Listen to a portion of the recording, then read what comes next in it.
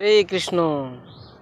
যারা যারা ভগবানের সেবা করেন, বাড়িতে চিত্রপট অথবা শ্রী বিগ্রহ বা গোপালজিকে রেখে যারা বাড়িতে সেবা করেন, ভগবানের সেবা করেন, তাদের উদ্দেশ্যে একটি বার্তা যে আমরা যেমন ভগবান মহাদেবের যদি শিবলিঙ্গে আমরা জল ঢালি, তাতে যদি পিঁপড়ে থাকে তো আমরা অজান্তেই কী করি না, আমরা শিবলিঙ্গে জল ঢালার মাধ্যমে পিঁপড়ের গায়েও কিন্তু জল ঢালা হয়েই যায়, আমাদের অজান্তেই হয়ে যায় এটা।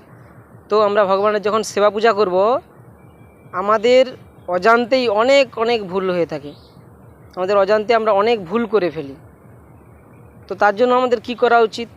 অবশ্যই ভগবানের আরতি, ভগবানের সেবা প্রদান, ভগবানকে ভোগ লাগাবেন, ভগবানের পূজা করবেন, পূজা অর্চনা করবেন, তুলসী প্রদান করবেন। তো যাই করুন, ভগবানের সেবা পূজার শেষে আপনাকে কিন্তু ক্ষমা প্রার্থনা করতে হবে ভগবানের কাছে।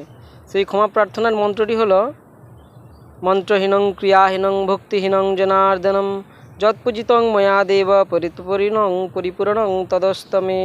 তো এটি ছিল ক্ষমা প্রার্থনা মন্ত্র। তো অবশ্যই এই মন্ত্র আপনাদেরকে কিন্তু বলে ভগবানের কাছে ক্ষমা প্রার্থনা করা উচিত। এটি করলে ভগবানের কাছে আপনারা অজান্তে যেসব ভুল করবেন তার থেকে ক্ষমা পেতে পারেন। হরে কৃষ্ণ, হরি বল।